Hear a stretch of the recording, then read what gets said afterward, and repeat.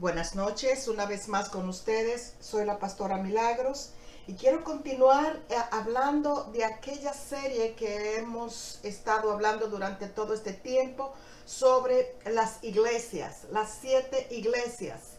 Y en este día vamos a hablar de la iglesia Laodicea.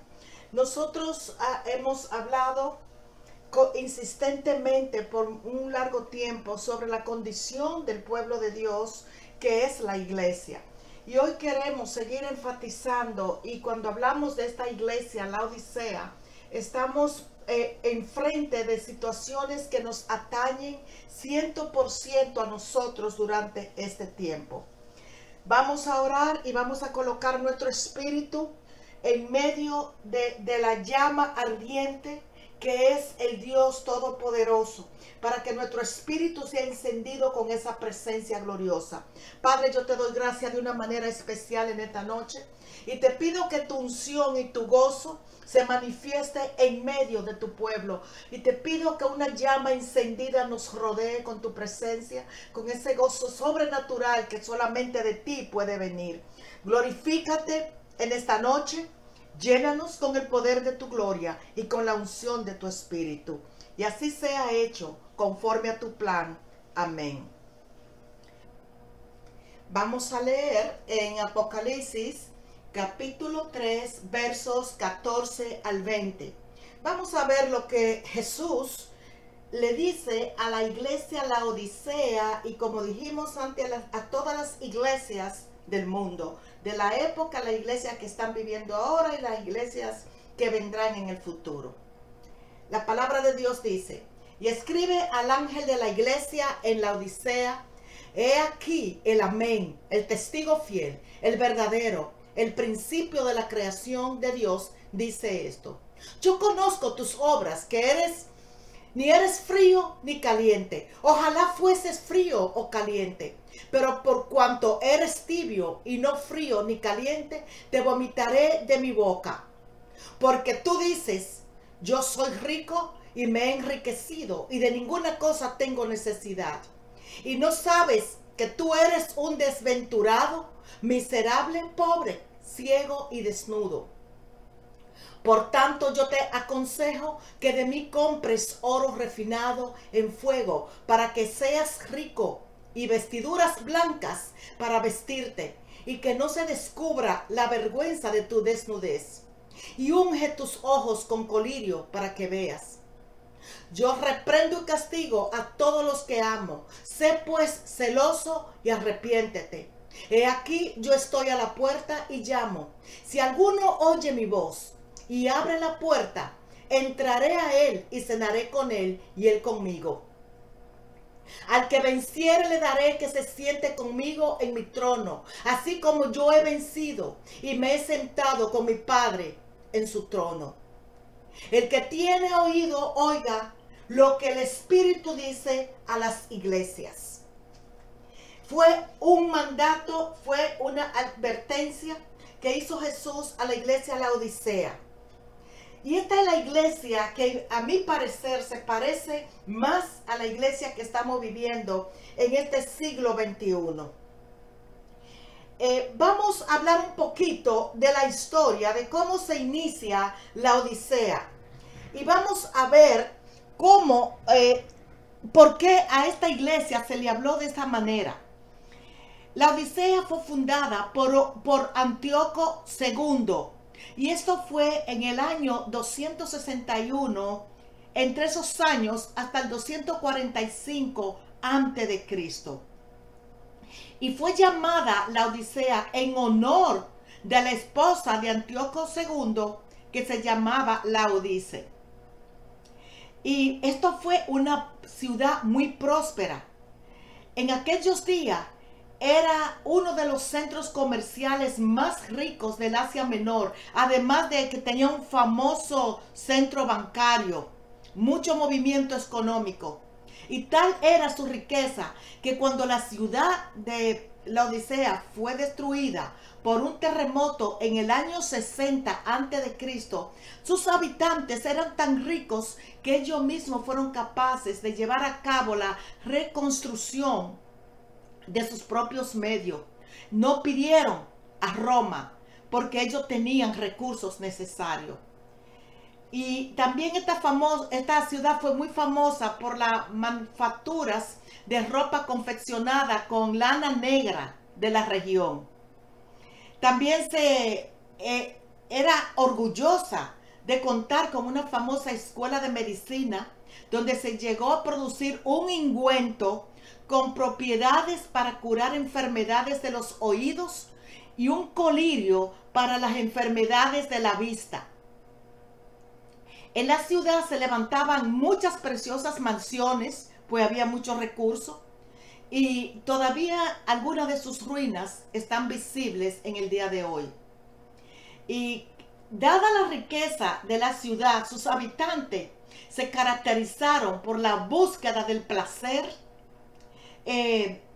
Sus edificios eran suntuosos.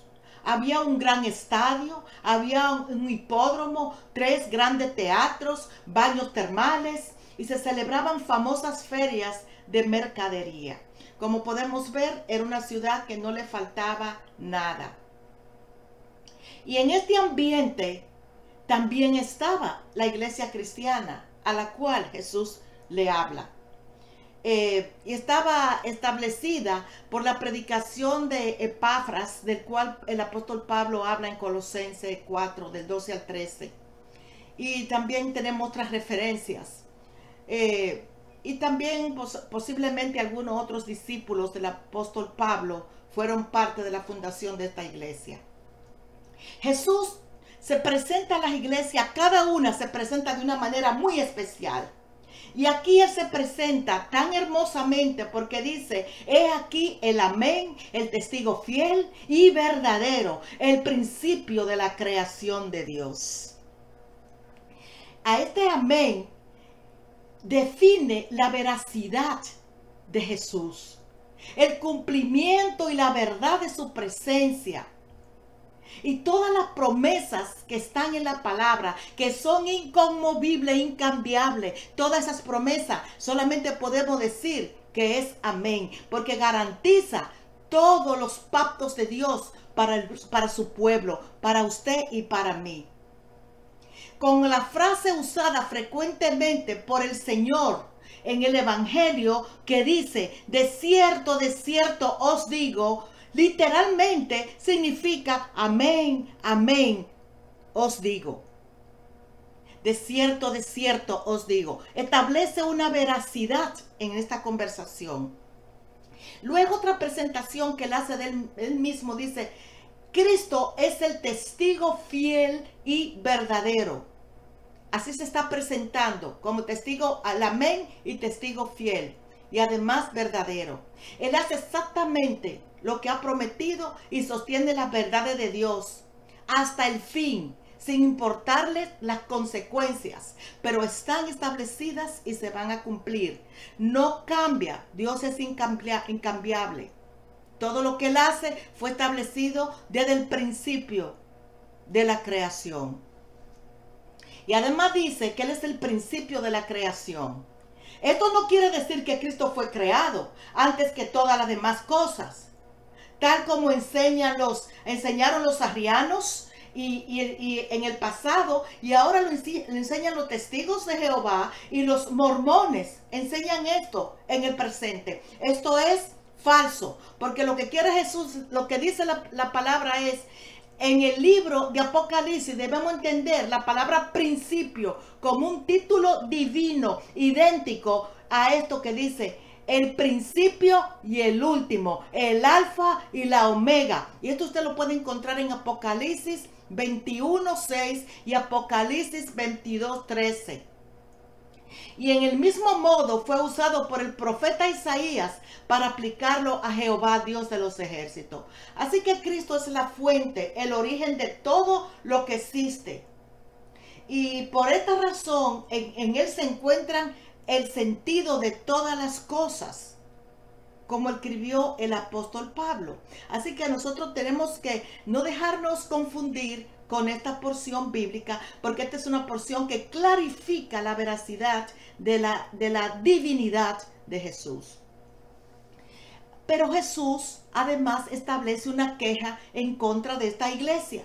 Y lo encontramos en Apocalipsis 13 del 15 al 17, que ya lo leímos, pero vamos a refrescar la memoria en este sentido. Y dice, yo conozco tus obras, que ni eres frío ni caliente. Ojalá fuese frío o caliente, pero por cuanto eres frío, por cuanto eres tibio y no frío ni caliente, te vomitaré de mi boca. Porque tú dices, yo soy rico y me he enriquecido y de ninguna cosa tengo necesidad. Y no sabes que tú eres un desventurado, un miserable, pobre, ciego y desnudo.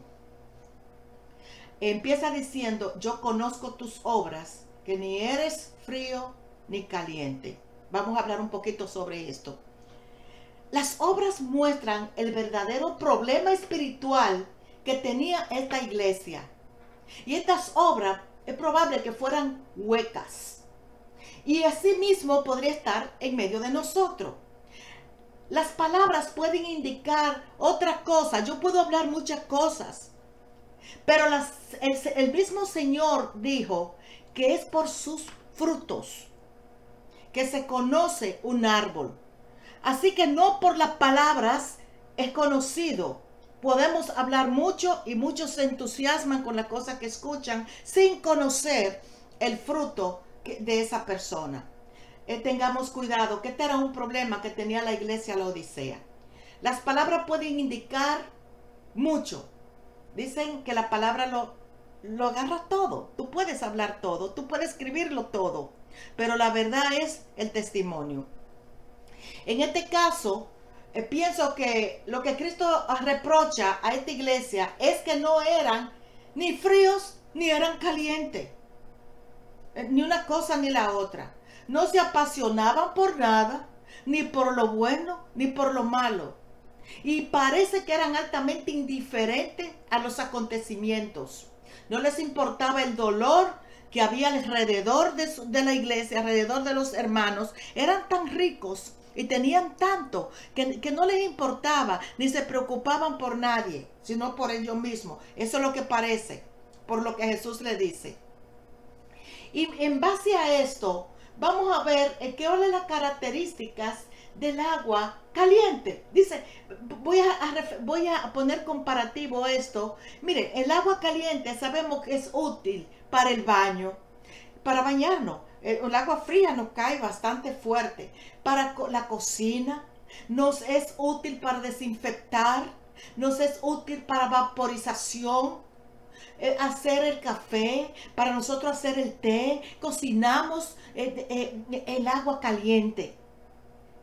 Pero el agua fría también sirve para calmar la sed en un día caluroso, para bajar la fiebre, para templar la piel. Nos sirve para bajar la fiebre también, como le dije antes. Es que tanto una como la otra tiene un uso.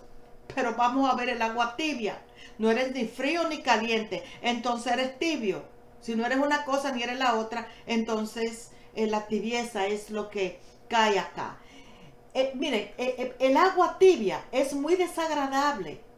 Por eso esta agua se usa como un vomitivo. Es sin alientos de vida espiritual y sin fuerzas. Si alguien se convierte cuando un tibio predica, sepa que es un milagro de Dios. Porque nunca va a estar seguro en lo que dice. Siempre lo va a decir con una duda, porque no crea la palabra, ni cree lo que aprendió. Entonces, por eso que hay algo que Jesús repudia de la tibieza.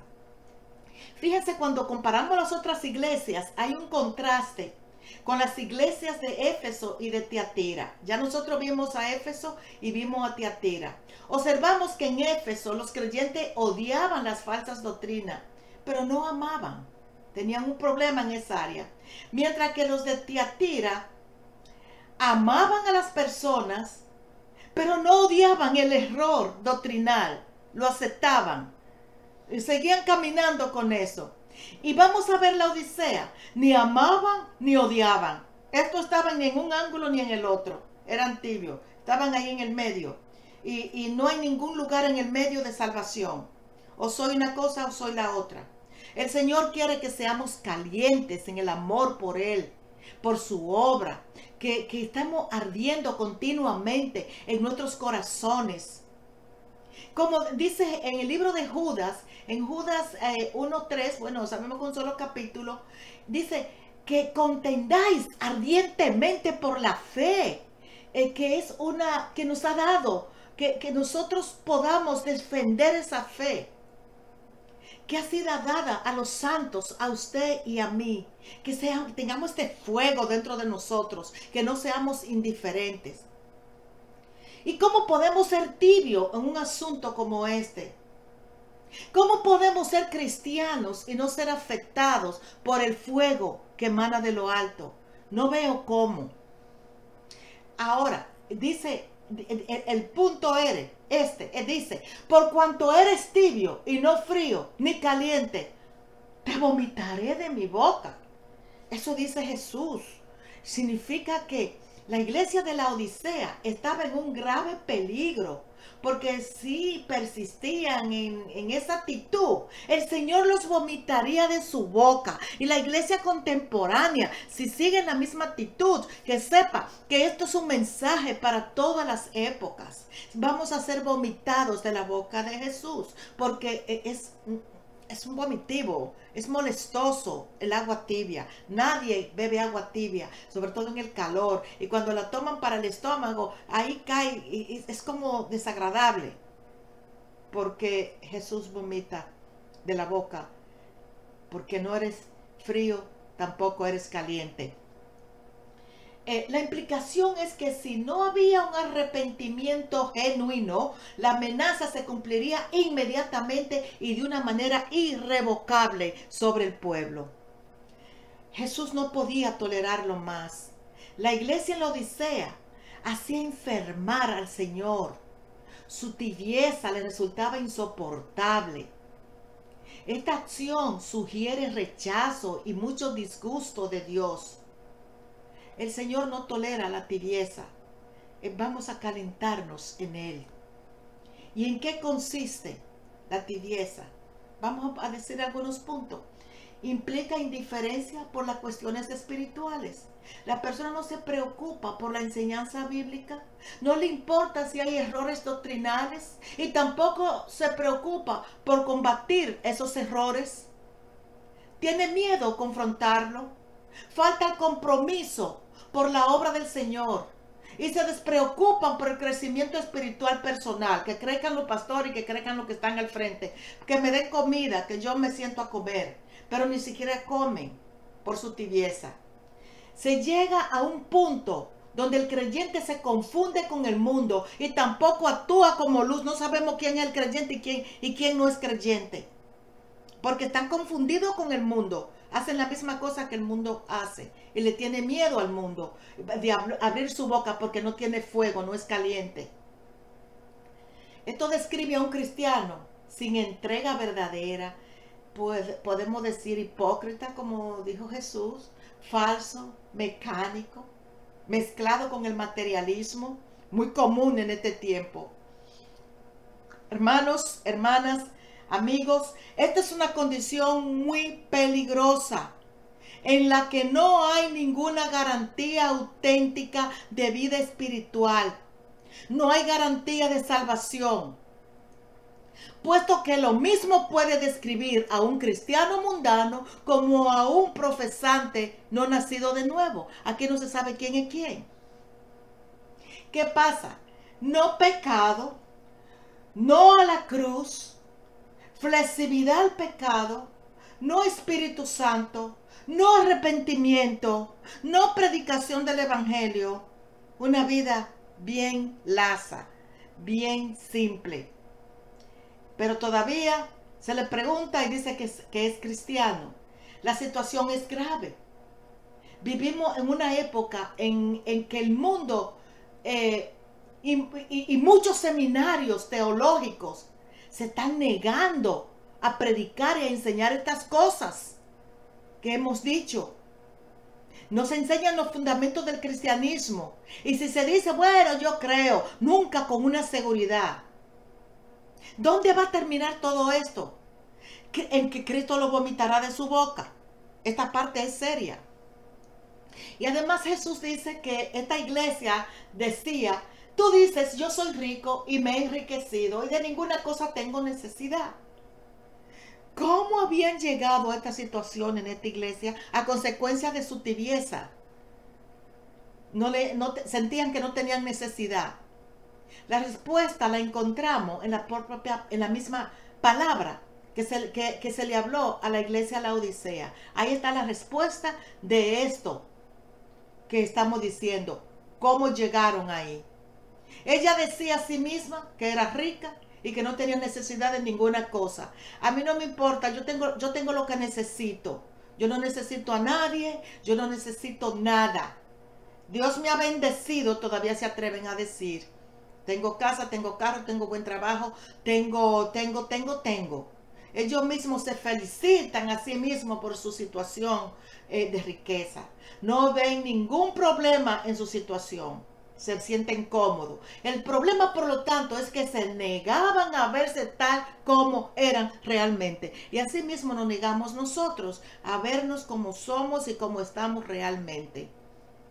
Y para colmo, para ponerle la tapa al pomo, tenía un exceso de confianza en sí mismo. Estaban altamente confiados y pavoneados con todo lo que tenían. ¿En dónde habían puesto su confianza? Puede ser una pregunta. ¿Dónde está la confianza nuestra y de esa iglesia? Nótese que comienza diciendo, yo soy rico y me he enriquecido. Estaban expresando su orgullo y su satisfacción por lo que tenían y por lo que habían ganado con sus propios esfuerzos. Entre comillas, porque todo conocimiento y toda sabiduría emana de lo alto. El problema es que ellos solo creyeron que todo lo que habían adquirido por su propia posibilidad fue. Seguramente los miembros de la congregación pertenecían a una clase social muy alta y eso es observable, esta conducta. Yo he estado en lugares así, donde la clase social es muy alta. Y no va a hacer comentario de esto porque no vale la pena, pero puede ser la respuesta de lo que estaba pasando. Estos gozaban del respeto de la comunidad y tenían dinero de sobra. Pero toda su riqueza se reducía a recursos materiales y a recursos humanos. Esa no es la riqueza que el Señor valora. La que Él valora es en el espíritu. Estos habían sido vencidos por el materialismo. Estamos viviendo una sociedad materialista.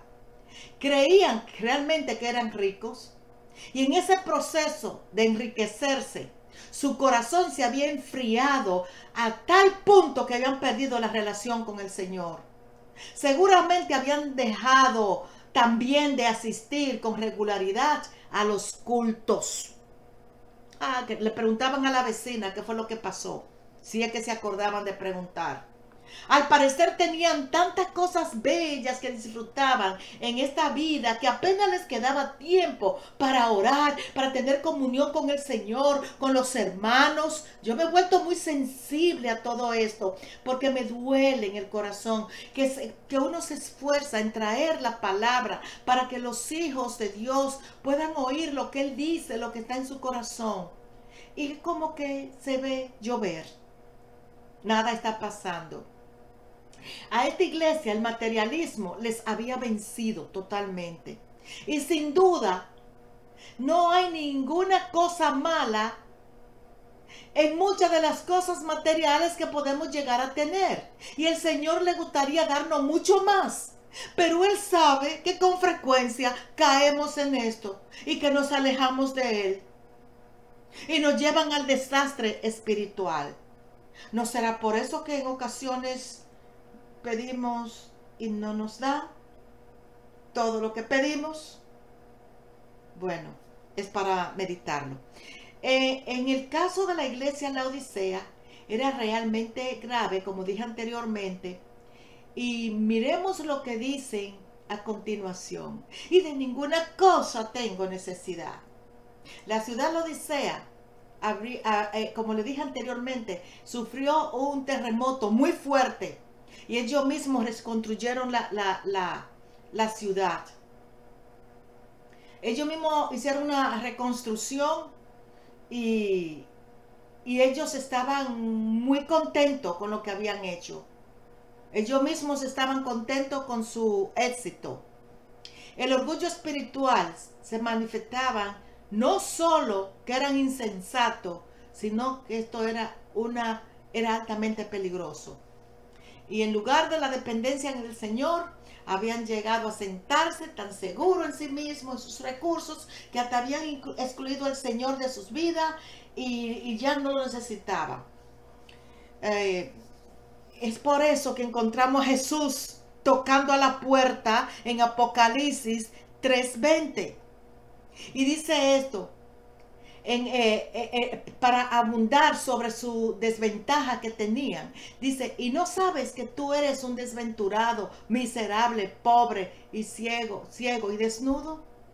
Así dice Jesús en su palabra. Su riqueza le había dado una falsa sensación de seguridad. La realidad es que eran dignos de compasión. Mientras que ellos se creían ricos y pensaban en que no tenían necesidad de nada, el Señor los veía como desventurados, los veía como miserables, los veía como pobres y ciegos y además desnudos. Y aquí radica uno de sus más graves problemas: estaban ciegos. Según el diagnóstico divino, eran merecedores de lástima. Al fin y al cabo, solo tenían dinero. Y aquí le podemos decir, pobres ricos.